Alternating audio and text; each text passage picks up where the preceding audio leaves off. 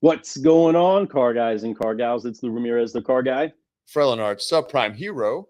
And we are hanging out over here with Larry Bruce and Jeff Luz. Having some fun, everybody. Welcome to the party, guys. Excited for another marvelous Monday with you guys.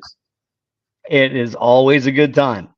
Heck yeah, it is. Well, welcome to the DealerCast 2.0, where we talk about some stuff that just needs to be talked about, everybody, inside of this business, especially when we talk about tying together the tactics and the tools and the technologies that we all use. We want to make sure that we do it effectively. This is right here where we would be inside of a class and I would say, everybody say effectively. So do us a favor, everybody, and let's make sure that we are doing this effectively. And tag a car guy. Tag a car gal. And share. Get this out there, folks. And I'm excited to get this out there because we are going to be talking about some really amazing stuff today. Man, what's sales managers, folks? What's going on? What are they doing inside there? We're talking about some numbers. And Larry, man, he's bringing some tactics for us to be able to share with you all so you guys can be more effective throughout the day. I'm pumped up. Sales managers, get on here, share it. If you know a sales manager, tag them. If you know a general manager who needs help with their sales managers, tag them, get them in here because this information is going to be for free, right? For one. And two, it's effective because it works. And Jeff Luce knows because he's been bringing it to other stores right now. They're using this tactic and it is working. So can't wait to hear more about it. I'll just say as you start, Larry, hope is not a plan. A plan is a plan. Tell us what the plan is. There's actually a book named "Hope Is Not a Strategy." I've read that book. It's a pretty good one. Yeah, so if you get a chance, pick it up. But definitely, it's funny because the car business is one of those few businesses where you can come in. I remember telling the first dealer I ever went to work for, Ron Kraft, great guy, huge man, 6'6", would fold up into a Corvette, an 85 Corvette, dude. You don't just, he had to fall into it. There was no way, but he wasn't driving anything but a Vet. And so, but, honestly, he would fold up, but, he used, it was funny because, I used to tell Ron all the time, this is one of those businesses where you don't really need a college education and you can make more than any college educated person out there in the world. It's just one of those unique businesses where if you just learn how to be good with people, learn how to answer questions, be the right person, be willing to work, you're going to make really good money, better than most college graduates. So it's funny to me when I hear, some of the things that go on with salespeople and how things have changed, but they really haven't changed. I think one of the biggest things that has changed. I got attributed to this poem that really Jackie B. Cooper wrote, but I redid it and posted it, and it got all kind of twisted around. My picture got. But I want to be clear. Jackie B. Cooper wrote The American Car Salesman. Yeah. But right now, if you would Google American Car Salesman poem, I come up as it's by me, and it's not by me. But when you read that poem, and everyone should go read it, you can really see how the car business, the dealership sales, whether it's car sales, power sports sales, RV sales, motoring, how we created a little bit of our own problem. Right. Because, before in the 50s and 60s and 70s, when Clint McGee came up and Jackie B. Cooper came up and they were training you on how to sell. Back then, and even when I started in 1982, I even hate saying that. Even when I started then, we would literally go out and generate our own business. I would go. I had a process where on Mondays I set my path. On Tuesdays I would go into these barber shops and beauty parlors. On Wednesdays, I would go to a lot of the hardware stores and just places around the town that we were in. That was Baytown, Texas. And I would give out donuts, brochures, my card. I generated my own business. And then sometime right around, not too far after that, probably 2 or 3 years, not even, maybe a year, the dealership started generating leads for the salespeople. And when that happened, you were no longer the American car salesman the way Jackie described it. Huh. You were not an entrepreneur. This was no longer your own little business within your own little business. The dealership's paying money to bring you opportunities now. And when the dealership's paying money to bring you opportunities, you have an obligation to the dealership to do something with those opportunities. They're no longer your opportunities anymore. You didn't generate them. That's right. The dealership standards opportunities. And so that's about when that change happened. And that change it wasn't like you hear today. I mean, what we'll do, I'm sure we are going to do a podcast on what is it called? The huge changes that are happening in the car business that have been happening for 24 years. Mm-hmm. We've been under huge change for 24 years. I think every year this is going to be a big change. This is the one. Guaranteed is changing. Right? It's so weird to me because all businesses change and all businesses go through evolutions. Some big, some small, but they all go through evolution. And so we've been on this evolution for the last 24 years. And I think it's really not an evolution. It's just the realization that giving the customer all the information they need to purchase up front is what they've always wanted. And we have to give it now. We have to. You can't skirt around it. You can't do the Mexican hat dance around all that nonsense because they can go get it, right? A little transparency, right? And so it's funny how that's happened. So, during that time, we were just saying, I mean, the manager fairy comes along and makes you a manager as a salesperson. And then you're magically just supposed to know what happened, what to do. So let's talk about it today. I mean, when I was coming up, as we started to buy the stores, and I was trying to standardize some of our procedures. I call it 10, 2, and 5. Just what you as a manager should do during your day and what times of the day you should do it. So my manager's day always started at 9:30 with the sales huddle. And we talked earlier in earlier podcasts about the sales huddle and the sales huddle report and what should go in a sales huddle. We had to figure it out. Good news for you. If you're on PSX wrote you a report for it. So it's literally a sales huddle in seconds, which would have been so great when I was in the store. But so you start to your sales huddle, but then at 10, you got to get in and start doing your job as a manager. And your job is you're a sales manager. You're not a desk guy.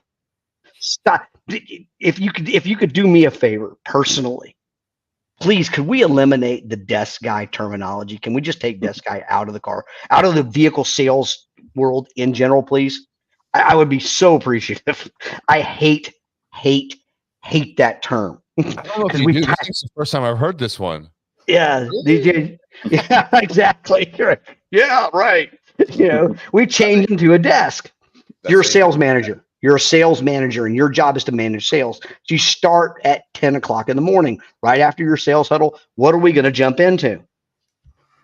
And anything that's going to happen on the floor is the most important thing of the day. There is nothing more important to you than that customer on that floor. So you've got a whole list of people. Hopefully, if everybody's doing their job, you got a list of people supposed to show up on that floor today. Their appointments. They need to be confirmed by the salesperson. Talk to the customer, please. Yes, They, please. yes, they do. They have a harder time saying no to a person than they do to your bot or your text or whatever. Call True them that. up. And then right then and there, if they can't make it, reappoint them. Don't wait. Do it now. Hmm. You know, this is serious business. So check. I mean, like in the sales huddle, you should already have gone over the ones that have not been done by 10:30 in the morning. Yeah. You should have every one of your appointments confirmed. It should say confirm, confirm, confirm on your dashboard. Done. And I ought to be able to open up any one of these and listen to the call and the confirmation. And don't think for 5 minutes I ain't going to spot check it. Don't tell me it's confirmed if it ain't. Mm-hmm. So True that. True that. right, I'm going to spot check it. That's me. That's my job. I'm the sales manager. I'm here to manage the sales. I'm not here to manage the desk. That's why I'm not a desk manager. I'm not here to manage the rest of the store. That's why I'm not a general manager. I am here to manage the sales. I'm the sales manager, and I'm going to see to it that I got verified sales, verified opportunities to make sales every single day. Yep. That's your job. I mean, if you do your job really well, amazingly, you start selling more bikes, start selling more machines, start selling more cars. It's magic. It's not. It's actual process. Confirm appointments. Then start looking at your follow-ups for your day, right? How many follow-ups do I have to do? Does each one of these salespeople need to make? Yeah. And are we going to be able to get through them? You know, now the floor manager's job is to work with the salesperson on the quality of the follow-up. And if you're the sales manager and the floor manager, then you should be working at the desk with the salesperson on the quality of the follow-up. That's a one-on-one, right? But let's take a look at your follow-ups for the day. Now, this is if I see you standing by the water cooler, or I see you trying to get a date with the receptionist, I see you if I see these things going on, I'm going to come tell you, hey, brother, you're a long way from being done. So let's go get back on the phones and let's get our follow-up done, man. And, you know, today it's amazing. It's amazing because follow-up's so much easier today than it used to be. Oh my gosh. Yeah. With text, oh my God. Right. I mean, I don't have to call somebody in my day, we had to pick up a phone that had this little wire running. You may have seen them before. It's this little curly Q wire that kind of goes between the phone and the. I know a charger. They were Yeah, chargers. a charger. They were chargers by the minute. Too. That's a charger. The actual phone. We used to call them phone cords back in my day. I know this is scary for some people. It was stuck to the wall. Yes, you were stuck to the wall. Sometimes. Whoa. Yeah. Whoa. I can remember my first day. The sales manager, Jim Simpson, took me back on the row of our sales offices ran down each side of the showroom. Like the showroom was out here, and then you had offices that went down each side. The desk in the middle, receptionist desks here, was in the behind actually the desk of the floor, the sales manager's desk. And so the left side, as you're looking at the back of the showroom, then there's Ron Kraft's office was right here, his big office right here, and to the just to the right of his office, if you're looking out, or left if you're looking at it, was the row of offices I was on, and I was this office in the very back left hand corner. It was a little office because Ron's was big because Ron was big. Oh yeah, Ron's was very big, right? And if you've arrived in the car business when you have a head in your office. Okay. That and a bar. Yes. I have arrived. Yeah. So mine was the very last office on the left.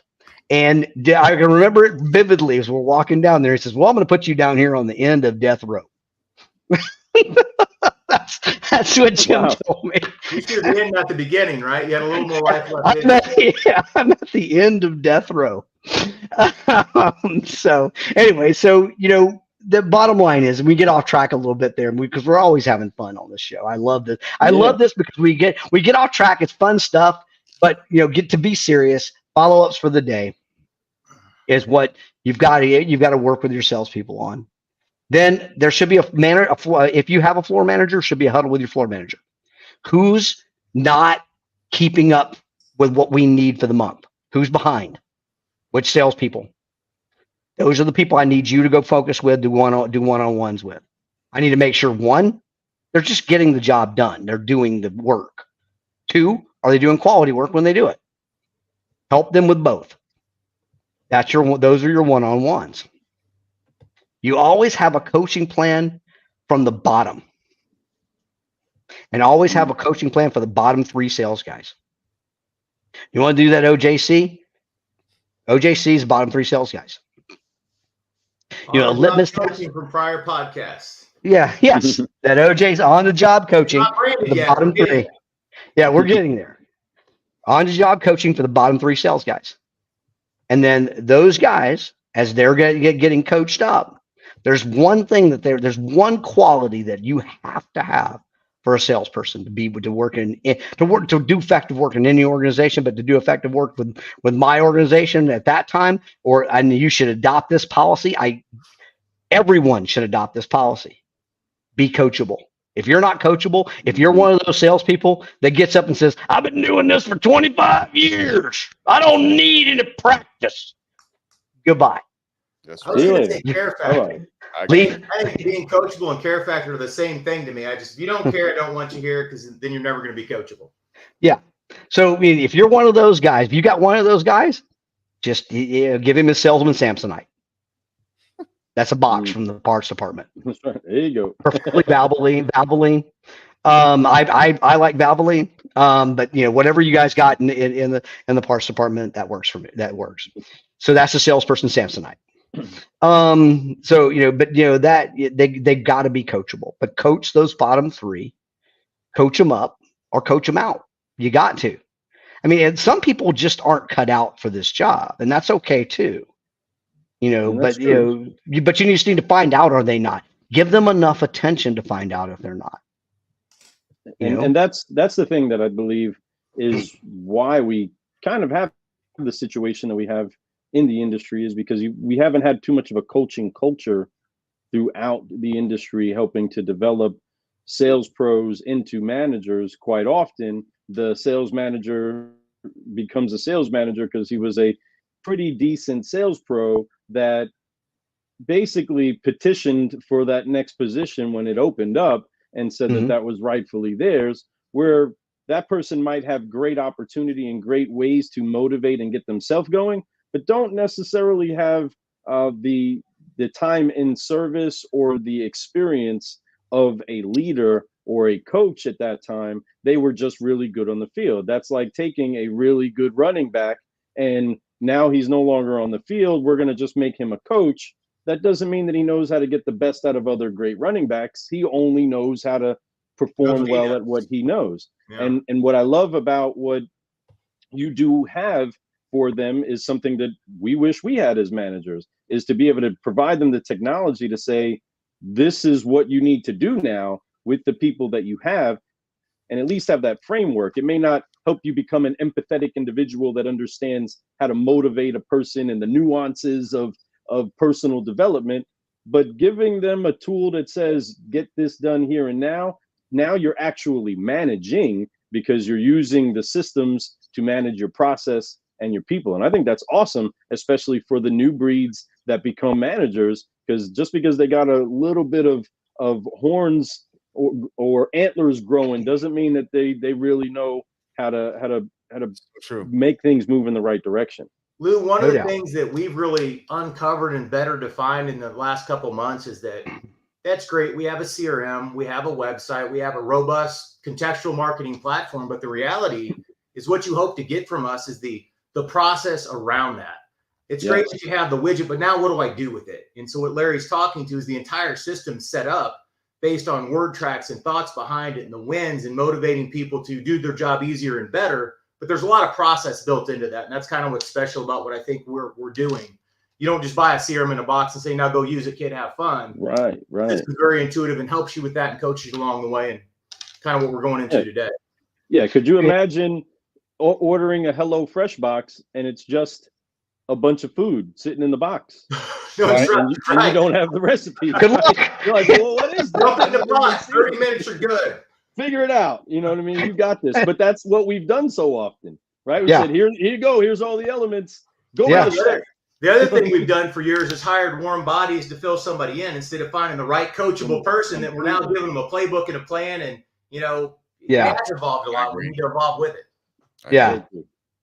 So, at the end of the day, that's the thing that I guess, Bob, that drove us the most when we went to hire is, are you coachable?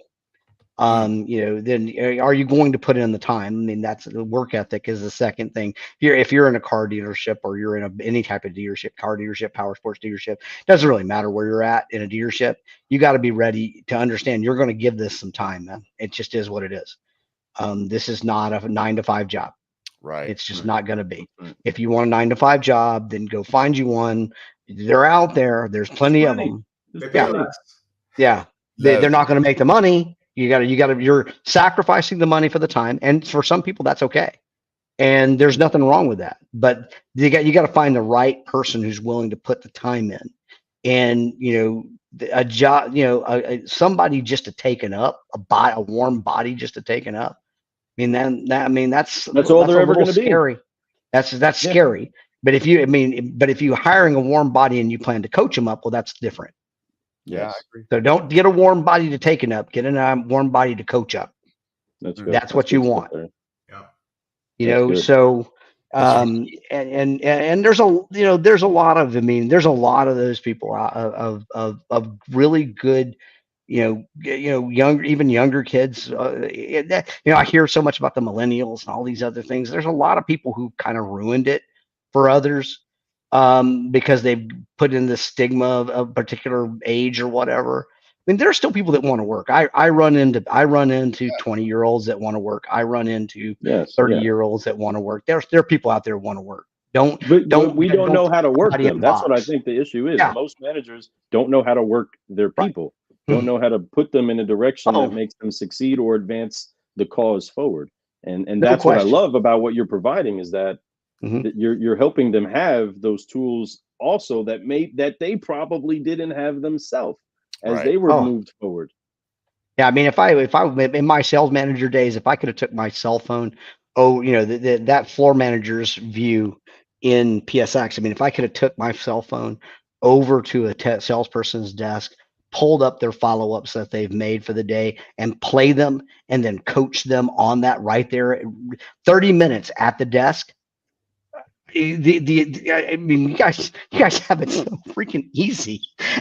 I hate to say it like that, but we didn't have anything like that. We were guessing what you guys are saying. Well, here's what you should be saying on the phone, but I don't know if you're really saying it. In our system, we do a really nice job of tracking reviewed and unreviewed follow-up, whatever the opportunities are for the day, the week, the month. And you get into these stores and there's this plethora of unreviewed follow-up by the managers. I'm like, what are you guys doing? You've got phone recordings, you've got text, you've got emails, you've got when they're scheduled. If you get in there and the appointment should be in 2 days instead of 4 days, you can listen and say, hey, you dropped off track.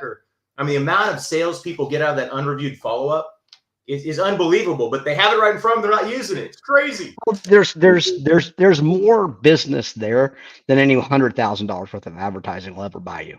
Agreed. But you'd rather go spend $100,000 on advertising. Yeah. Growth from the fringes. Growth is absolutely on the fringes. Get better. Go get the stuff you're not getting. Go get some of that. That's where the growth is.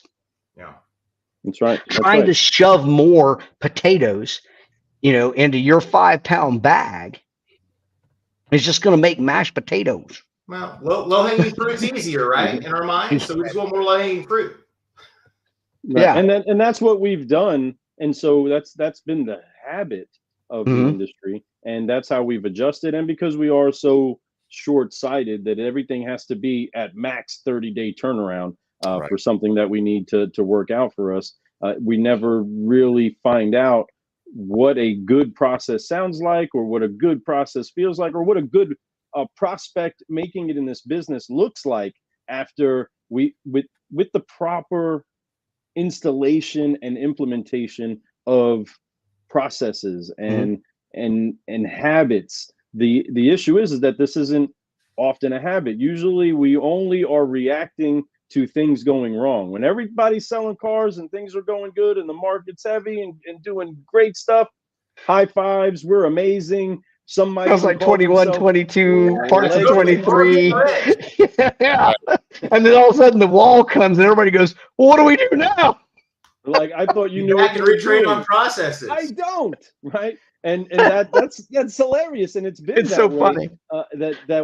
That now we get to kind of look at it and say, what have we been doing?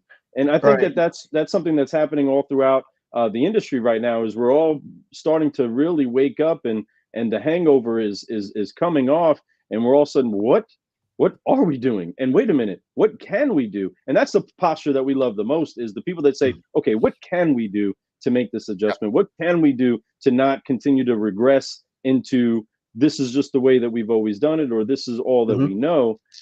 Because going forward, we have an entirely different generation. Like you said, this change has been like 24 years. Well, those people are buying cars now, 24-year-olds. So when this was in infancy, now it's buying cars, right? Now they're actually in the market doing the things that we were trying to prepare for back then, that needed to change back then. But these kids aren't waiting for us. The market isn't going to wait for you to catch up to their thought pattern, right? We have to catch up to them, and fast. And that takes processes, because people are now having a process to how they buy a car better than we have processes of how we sell one. And for them, it's pretty easy, right? I can hop, skip, and jump throughout this web without having to ever meet a salesperson. Well, you think about guys like Brian Benstock. I mean, you follow him online. He's always above the curve. He's always thinking about what's next and how do I take advantage of what's coming, and how do I get in the front of it. There's just not enough dealers that look at it that way. And tools like this are kind of how you do that. You know, what's possible. That's right. Brian Benstock. So to recap, so a couple things to recap. Let me recap the beginning of the day. Let's recap the beginning of the day. 9:30 to 10. That's your sales huddle. Yes. Okay. Nice. You should be able to knock that entire thing out in 25 minutes, giving yourself 5 minutes to get up to your desk and get going. But 25 minutes is what you want. 9:30 to 10. That's my sales huddle. Break. Then 10 o'clock. I'm looking at my point. My first thing I'm pulling up. Let me look on. If you're in PSX, let me look on my smart board. Let me see all my opportunity, all my appointments for the day. Are they all confirmed? I need green across the board. Confirmed. If not, hey, Bill, I need you to confirm this right now. Let's do it right now. Pick up your cell phone. Just do it right here in front of me. Just do it. Let's get it done. It's on your it's in your app on your plan. You can push the button and it will just call. You don't even have to do anything. It'll record the entire thing. Don't have to do anything. I don't need you to go back to your desk, Bill. I don't need you to do anything. I just need you to open up your cell phone and make that phone call. Hey, if you're coaching your bottom three and he's not around, just go ahead and do it yourself. Just get it done. You don't want to lose the opportunity because Bill's not getting his job done. Yeah. So Bill, I need you to do it. Do it here. Do it now. I'll get to it. There is no, I'll get to it. Do it here. Do it now. It takes less than 2 minutes. Bill, you've got nothing more important than to make sure somebody's coming to buy something from you in the next 2 minutes. I assure you, there is nothing more important. But I need to move this bike, boss, and I need to move this thing. Well, you can move it in 2 minutes. You need to move your thumbs, okay. boy. You know what? Here's the good thing about my position. I can allow you to move that bike in 2 minutes. Yes. So let's do it here. Do it now. Don't worry about the bike. Do it here. Do it now. Okay. Then follow-ups for the day. Confirm everybody. Hey man, you got 24 follow-ups today. A lot. You're gonna get on that right after we get the showroom done. I need you to get on this and get in front of the day. In this case, we call it getting in front of Alma. And believe me, you all want to be. Yeah, you're going to be very unhappy if you don't do it. But I want you to get ahead of the day. Let's go ahead. Let's get these 24 follow-ups knocked out. It's easy. Not just pull it up, send a text. Pull the next one up, send a text. Pull the next one up, send a text. Pull the next one up, send a text. You can knock out 24 follow-ups in approximately less than an hour with PSX. But do use text. Get a hold of everybody in the morning you can and handle the responses as they come. This is the best way in the world to handle follow-up. It's the best there is. So get that done. All right. Now let's have let's go find my floor manager. Let's talk about, what's going on and who we need to coach up, who we need to stay on top of and watch. You know, Bill's been here for a long time. I know Bill's a great sales guy. We love Bill a lot. And, you know, he likes to tell us how long he's been selling shit. Yep. So we get it. Bill's experienced in selling stuff, but Bill's also experienced in how to get around the CRM. Bill's also experienced in how to get around process. Bill's also experienced in walking customers. He's experienced in a lot of bad stuff. Work low hanging fruit. So we're going to watch Bill and make sure Bill doesn't do the bad things we don't need Bill doing. Let's watch. Let's keep an eye on Bill. Keep an eye on these green peas we've got out here. Make sure we're good. Let me know if you need my help. Make sure they understand how to use the floor, how to use the TO button on the phone if you're using PSX. Make sure they know how to get a TO if they don't. But make sure they know how to get help when needed, because they're talking to a person who's made the drive, and you don't want to be what, Fred? The point two. That's exactly. Point two. You don't want to be the point two. You always want to be the one. That's it. You want to be the one, not the point two. Right. So 1.2 dealerships visited. You don't want to be the point two. You don't want to be the point two. No one wants to be the point two. Oh, heck no. So let's make sure we don't end up being the point two on those deals. And then finally, let's get the coaching. What's your coaching plan for these three guys? What are we expecting, and how are we going to inspect what we expect? I don't want to just hear the coaching plan. I want to hear the coaching plan. I want to hear the result, and I want to hear how we're going to make sure that gets done. We owe it to that person. We hired them. We owe it to the dealership. We owe it to ourselves. We owe it to that person to make them successful. How are we going to get that done? Man, that's right. That is so true. So that's your 10 o'clock. Now let's move to your 2 o'clock. Now by 2 o'clock, you know, some of these appointments should have already been here. So who's past due? That's right. Okay, so we've got 3 appointments that are past due. By this time, if you're with PSX, most likely Alma's already called the salesperson. Hey, your appointment's 30 minutes late. Do you want to call and find out what's going on? And are they coming in? They should have already been called. If you're not on PSX, then make sure they make the call. Call them now. Do it in front of me right now. You got a past due appointment 30 days. Now, you know, it's easy to understand how a customer is going to come in late. It's okay. Nobody wants you to be right on time. We don't care about that. I just want to know you're coming today. Sometime, just anytime today. I'm good with it. And if you're not coming today, well, then when can I expect you? You know, again, the best word track for a salesperson here is I work primarily by appointment and referral. So by working by appointment and referral, my day gets eat up pretty bad. So if you're not going to come today, Mr. Customer, it's okay. That's wonderful. Let me schedule a time, because I want to give you the proper attention and support you need to make the very best decision on this vehicle you can. Yep. You know, that's the proper word track. It's all about them. It's not about you. For too long, it's been about us. It ain't about us. It's about them. So let's give them that word track, make sure they understand how to get that appointment confirmed, and sure everything that up to this point that's not been here is either one, coming in today, we've confirmed it, they're just running a little late, no problem, or been reappointed. Then I need to go check F&I for my rehashes and approvals. Hey man, what's going on with, here's my list of deals that are in F&I. Came right from your Save a Deal report. Your Save a Deal report, this is your opportunity right here from your Save a Deal report to go, okay, what's going on with this deal? What's going on with this deal? What do we need to do? What does it take to make a deal out of every one of these things? Time kills deals. Yes, it does. It's like the #1 killer. Time kills screaming babies. Deals. Yeah. So you want to be on top of it. You can't go get an approval 3 days from now and then call the customer, because here's what you're going to get. You dids? Oh, sorry, man. I wish you'd have called me yesterday. I just bought a vehicle. I just bought a new bike from the competitor across town. Oh, you did? You don't want to be the you did.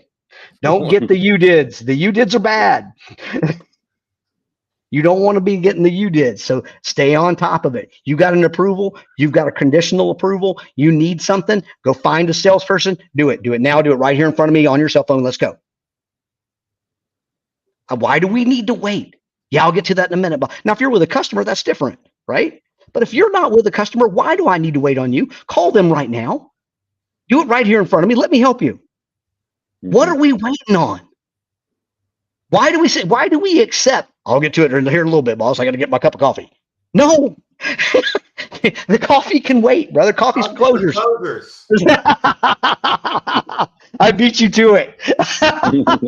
Coffee's for closers. That's right. Right? You can wait. Let's do it. Do it here. Do it now in front of me. I mean, God, if we had cell phones back in my day, oh my God, I'd have been a terrorist. I'm afraid, because I mean, there's no reason. You don't have to go back to an office. You don't have to do it. You can do it right here in front of me. What do we need to wait for? We don't. Do it. Do it now. Right. Let's get this done. And when it's just checked off, it's off our list, and we can get going rest of our day. Right now, and then go ahead. No, and that's again something that has to be built in habitually. To be in the rhythm of the day. Eventually, a sales pro should be like, "How come you're not checking up on me?" That's right. Something should be weird. Alarming. Am I getting fired? You're not having, right. Exactly. Is there something I need to know? Anymore. Man, right. I mean, no doubt. There's no doubt, because accountability is really love, and that's the thing. Like, we want to be held accountable. That's why we lash out as children to our parents, right? We do all these things, and even now it's a natural ability, like a natural ability, but it's nature inside of us to need that accountability. We test that line, like put our foot over that line a little bit, like what we need somebody to say, no, don't go over that line, right? Or go ahead and go over that line. I want to see you do that. Let's push you a little bit harder, right? There's something what happens. Coaching, and that's what I love about a couple shows ago when we talked about coaching. That word coaching, being a coach, OJC baby. Yes, it's so important that we keep talking about that and breeding that into all these dealerships, because if you have that mentality, you can get better. Even coaches are getting better at what they do. They don't just rely on what they know. They have to learn. Coaches have coaches. Yes, they do, and they spend a lot of money getting that done, right? So it's important that we all keep doing that. We keep growing. But I love these things, the 10, the 2, the 5. I mean, Jeff's a little bit of my coach. He tries to tamp down the car dealer in me.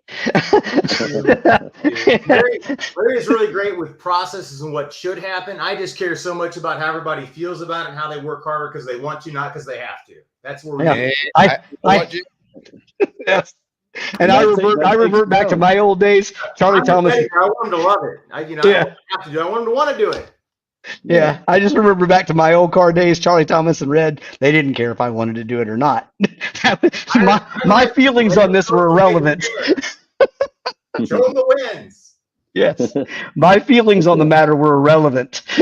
I can assure you. So anyway, so now we're getting to our 2. We're checking our past due appointments. We're going to check into F&I. I'm going to look real quick and have a real serious discussion with my floor manager or the sales, if I'm acting as a floor manager, as a salespeople, of people who've been floor upped so far today and for whatever reason didn't get TO'd. That I better be able to look at that and see a 0. Right. Okay, because I'm gonna have a real problem if we didn't get this done. If there was somebody on my floor that didn't get TO'd, we're gonna have a serious issue. Better have a really good reason. And I honestly can't think of one. Anybody that didn't get closed that didn't have a TO, that's that list, right? And 100. Well, they better be sold. But then they won't be on my list. Not the closed one, the closed one, right? But then they won't be on my list because it's got to be unsold and TO. You walked them and you didn't TO them. Yeah, we're not doing that. Yeah, now we're going back to the coaching. Okay, and that is like, hey man, you got up to the line and you were offsides 4 plays in a row, cost me 20 yards. On the 4th one, I'm going to invite you to sit on the bench. So you're having a lead rotation. Those free leads I'm giving you, they're out. Yeah, you're gonna get to sit on the bench for a bit. So, and then if I can't get you out of it, then you got to go find somebody else to play for. You mean you can play that way if you want to, you just can't play here. Right. That would be an interesting process, though. If you lost, 4 or 5 deals we felt like you should have got, get into your unsold follow-up and go find some of those and bring them back. Until you bring them back, we're not giving you new ones. Could be. That's not a bad process in my book. Yep. Then I'm going to check on everybody's follow-up progress. Everybody's follow-up progress, because by 2 o'clock, should be about halfway through your follow-up. Right now, if you haven't finished all your follow-up by now, right now you're pretty pissed. If you're on PSX, you're pretty pissed because your phone is blowing up. Yeah, right. Kidding. Almost now she's full on your rear end. And you're going to make that follow-up, and you're going to probably tell me, God, I'd be able to do something if this phone would stop ringing. Well, it would stop ringing if you would have handled all your follow-up up front, buddy. Real quick, I want to throw this up really fast. Katie Robertson writes, sorry I joined late. Are you talking about a particular CRM? Why, yes, we are. That's the cost. Funny you should ask. We are currently a small used car dealership, mostly owner operated. Well, I appreciate you tuning in, Katie. And yes, there is. And if you can see, I'll have the website. If you want to set up a demo, go ahead and reach out to either Larry right there, or just go to the website. They have a little spot. Contact me and make sure you reach out to them. Or you can reach out to us at Car Guy Coffee. We'll set up a time for you to have a demo with them, or you can reach out to Larry or Jeff. Either one of us. Yeah, we'll get you a demo. PSX Digital is the answer to your question. We're happy to talk to you when you have time. Yeah. We try not to make this too much about the product. We want to make this about we want to educate the entire dealership world, whether you're a car dealership, power sports dealership, marine dealership, motorcycle. I don't care what if you sell vehicles that have wheels and steering things, we are here to help you. 1, 2, the product or the technology will help you a bunch. But, we want to start with the education. 100% believe that an educated dealer is our very best client. Yep, I agree with you. 100%. Good stuff. So true. And thank you for asking, Katie, because since you asked, they had to let you know. But go ahead and book yourself a demo and make sure that you do find out. And that goes for everybody listening to this on the replay, right now on the live, listening to this on the podcast. Go ahead and find out how it is that PSX Digital can actually help you inside of your stores. It doesn't hurt for you to find out, and you actually might be inspired to go to the next level. But as you can see from this show and the many other shows that we've had so far, DealerCast 2.0 is designed to help make sure that you understand some of the techniques and understand how to implement some of the processes that are needed to make sure that this technology does do what you need it to do, and that's actually take you to the next level. We don't want to add a tool that's just weighing down your toolbox. We want to make sure that you're actually able to do better business with what you have. And that's what we've been doing, brewing some solutions here on DealerCast 2.0. We've been having a good time, right, Fred? Oh man, completely. And I love that you said that about the toolbox. We're not trying to make it way down. Actually, you're going to be able to take out some old tools to replace them with this new tool that's going to keep it actually less weight. It's going to be easier for you to use, and it's a multi-purpose tool. It's amazing. It's beyond a CRM. That's like we talk about a CRM, and I just throwing this back out to her again. I wanted to say, Katie, you asked if a CRM it is, but there's so much more. It's so much more, and I encourage you to sit down and get a demo of it, because you'll figure out what I'm saying right there. Because I don't even know if you could even.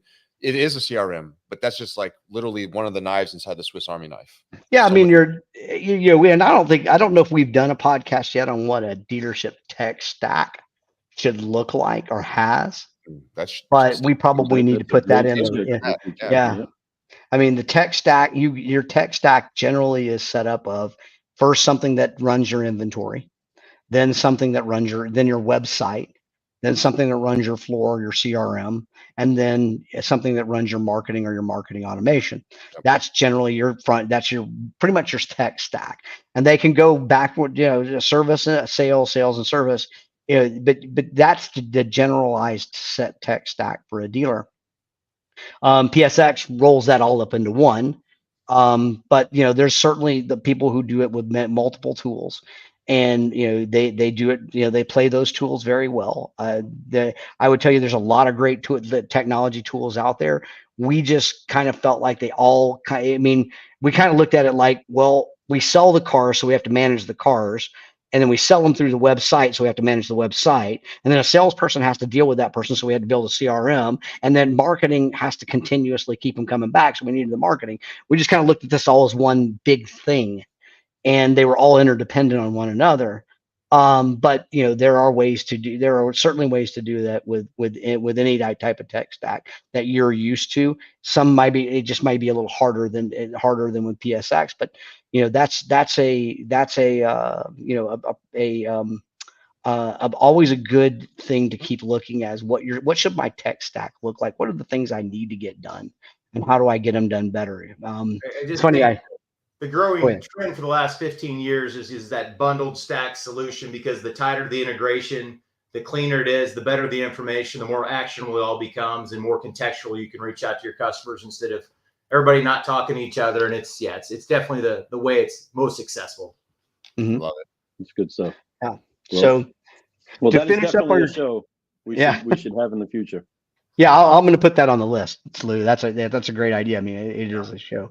We should talk about what your tech stack should look like, because there's a lot of technology trying to be sold to dealers, and you've got the tech stack, the general tech stack, and then all these little widgets that surround the tech stack, like the things that go on your website that supposedly get more trades, and some do, some don't, some work well, some don't. Some work well, some don't. So those types of things just depends on how you look at it. But at the end of the day, what you definitely need is a core tech stack, and then some of these augmentation view tools that can help you along the way. And I think we can talk about a lot of them. I don't think I want to call out any one guy, but what they do is important. So, to finish up on the twos, we talked about check your follow-up process, make sure the follow-up process is going, progress is going, make sure the follow-up progress is getting made. And then finally, for the manager, this is in my opinion, your most valuable thing you can do is review your dropped and unsold customers. If you will review them, hopefully if your CRM doesn't have a way to review them, get a new CRM. That's a basic thing for a manager. I got to be honest with you on that one. Growth. Jeff hears me say this all the time. Growth is in the fringes, and this is the fringe. That means your salespeople. The average salesperson gives up on 21 deals a day. 21 a day. So if you're not reviewing what's being given up on, now sometimes it's good to give up on it, but there's got to be some process behind it. And hopefully it's not your salesperson. Hopefully it's some sort of, in our case, it's AI, but hopefully it's somebody, something should be following up those lower level leads that are not going to buy right now. Not all leads are created equal. They're not all going to buy this month. Okay. And some aren't going to buy ever. Right. But at the end of the day, you want to be able to review everything that the salespeople have dropped or didn't sell, and then make the phone call to the high value ones in that list and make a deal. There's nothing you can do for a salesperson more than make him a deal out of something he couldn't get done. Their level of respect for you will go through the roof. What you want to get done will get done.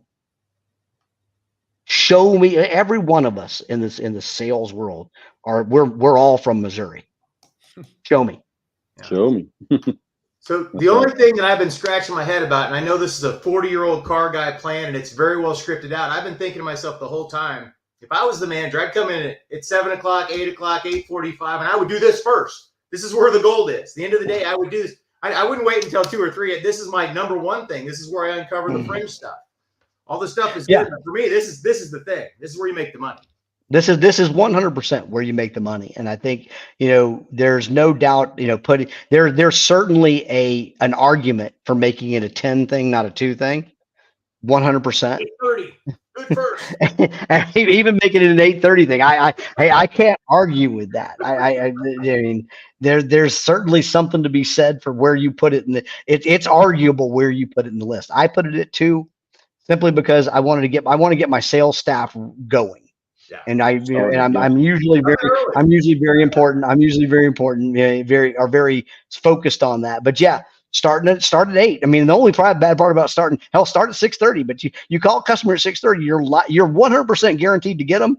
The level of reception might not be as good. I don't know. Yeah, right. Depends on what they're doing at 6:30. That's right. But at the end of the day, by 6:30 or 8, I don't have to execute it, but I want to know what I don't know yet. Yeah, understood. So, but make sure you get through at least 50% of your dropped and unsold. Do it at 10, do it at 2. I just do it. But get through 50% by 2:00. Get through 50% of your dropped and unsold. Make those calls. We all know. Everyone on this call, everyone who's listening to this podcast right now, 100% has experienced a different face making a deal. We've all experienced. This is a common phenomenon in the car business. It's amazing how customers will tell somebody different, something completely different than they told you. That's what unsold follow-up's all about, is getting a different look at it and having a different conversation. They were too afraid to say, they didn't want to say. That second look is always a good look. Yeah. So get that second look. If you're an experienced car guy, there's nothing wrong with it. Don't get mad at your money. Never. Don't get mad at your money, man. Not too proud. I ain't too proud. No, I'll take it all day long and twice on Sunday. That's right. So don't get mad at your money. So then we'll talk about 5. Getting down to the 5s. So make sure all follow-ups are done by 5, not by 6 when you close, 7 when you close, 8 when. Get it done early, because here's what's going to happen: as people get off work, that's when it's going to get busy again. Yep. And you're not going to get your follow-up done. You're going to say, "Well, I was with customers, boss." Well, what were you doing the rest of the other 9 hours you were here? Right. I mean, come on, man. You had time to get this done. Get it done. So make sure all as a manager, I want to go make sure all follow-up's done. Anything follow-up that's not done, hey, I need you to get this done, Bill. Do it right now. Do it here, do it now, do it in front of me. Do it now. Let's do it. You don't have to go back to your office to do your follow-ups. Right there on your phone. Do it. Bill, the message is, don't be in the bottom 3 salespeople. Just go ahead and do all this on your own, then you don't have to talk about it anymore. Right. That's right. True that. Make sure then make sure all your appointments that didn't show are already reappointed today. We don't need to call them tomorrow to reappoint them. We can call them today. Let's get them reappointed. Why wait? What are you scared of? They already. Yeah, I'm saying, like, I want to talk to my missed appointments. Yeah. Here's my problem is I've never been smart enough to be scared, so maybe that's why it's not hard for me. Jeff, I think I'm the same way. I don't think rejection's ever scared me. No. It's just like, okay, that's fine. My parents. We need to know. Yeah, we need to know. I mean, what do you wait? Well, I mean, here's $1,000 commission, but it's okay. I'll get it tomorrow. Little sense of urgency. I'll get it tomorrow. That's literally the like in my heart a little bit of what I feel when I was on the floor, even when I was a manager. Every time something like that was dropped, I was like, "That's oh my God, that's money. What are we doing? Like, what are we doing with this?" We wouldn't do it if it was real cash right floating. You would grab it. Go grab it. That's the same thing. Go grab it. If it was $1,000 in my hand, I guarantee you, Grasshopper, you would be able to snatch the pebble from my hand. I do want to share what I decided I wanted to start doing with our installations. Is I wanted to get one of the money gun shooters, and we walk out the door, just shoot $1,500 of cash. Hey, good luck, guys. We got it figured out. Pick up the cash. Yeah, that'd be awesome. Well, so then we've got a couple of things here. I'm gonna blow through these quickly because we're getting late on this call. We got started a little late, but we're getting late. So there's your Friday weekly traffic review. Look at your floor traffic. Look at your leads from the week. Look at your leads by source to make sure your sources are good. You look at your promotional and event notification review. Look at all that. Make sure you've got promotions coming up. You know what's going on. Everybody's going to know what's going on. Review the upcoming events. Be ahead of this. Don't be behind it. So often we're behind it. Then monthly, your recaps are, your sales versus plan. How many sales were you expecting to do this month? And what was your plan? Where did you end up at the end of the month? And what was the plan? Mm-hmm. You know, I mean, I don't see dealers do this anymore. Forecast. It wouldn't hurt to go and do that once a week and not be surprised at the end of the month. Well, yeah, that would be helpful generally. But let's make sure. Surprise. Yeah, that's yeah, you don't want to be surprised at the end of the month. But you know, if you're looking at your PSX dashboard every day, you're not going to be surprised. Nope. You know, but you know, at the end of the day, but where there's nothing better feeling than I was supposed to sell 150 this month and we did 157. Kick that ass. yeah, I did. Or we did 170, 108.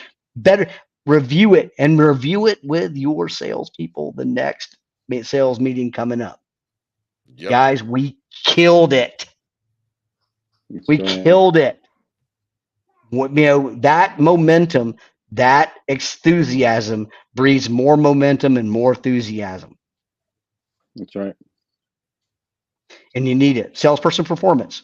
And I don't mean what did you sell and how much money did you make the store or make yourself? Did you follow the process? Right. Where did you miss the process? Because wherever you miss the process, I promise you cost us deals and cost us money. It either cost us gross profit because the customer wasn't as excited as they needed to be at the time we were desking it, or it cost us a deal entirely. So let's look at the process. Why are we not doing this part of it? What do we need to do to get there? How do I help you get this done? Exactly. You know, look at your salesperson performance to the entire road to the sale. Lead provider performance. You know, here, take a look at your lead provider performance. Let me let you in on a little secret about lead providers and ROI. They are not responsible for your ROI. They're responsible for your leads. Your desk and your salespeople make the deals and make the money. That's right. So your lead provider has nothing to do with that. They get you an opportunity. Now they do have to get you quality opportunities, ones that will engage. You know, that's their job, is to get you quality opportunities. So if you're managing your lead providers by ROI, you're already doing it wrong. You want to look at them by the amount of engagement they get you. It's not their job to sell the vehicle. It's their job to get you the opportunity to do so. A good quality opportunity to do it. Unless they come in on Saturday mornings and sell it for you, and then, you know. Now, well, if they do that, you know, God love you. You know, but that's good. So look at your lead providers by engagement. Sales, coaching, and plans coming up. Who do we need to coach? What are the plans that it's going to take to get these bottom three to the middle three? And every year, I don't know if you guys want to do this, but I'll tell you this: every year at Sand Dollar, when I ran it, and in that store, the bottom 10% got invited to leave. We were constant the first time. Yeah, I mean, at the end of the day, we were constantly moving ourselves up by just training out the people that were just in the bottom 10%. And sometimes that was really hard because they were actually, they got to be really good sales guys. And some of them, we found other things for them to do. It's you don't get rid of a good person. You just find a better way to utilize them. And we started to do that. And but at first it was real easy. Right. But after about, 3 or 4 years of that, it got really hard to do. And then finally, do your inventory review. Do your inventory review. You should already be spiffing some of these deals to get gone. You should already have a plan. Have a plan to get rid of old aging inventory. And it's not, oh my God, we got so much to get rid of. That's not a plan. There's some better strategies. Here's the conventional hope for getting rid. And you know what? I hate this because we brought in this crazy technology that we built, and I'm not going to get into who did it and when it came about, but we got into, I'm just going to lower and hope it goes away. That is not a strategy. Yeah, that is not a strategy, boys and girls. I know it's crazy.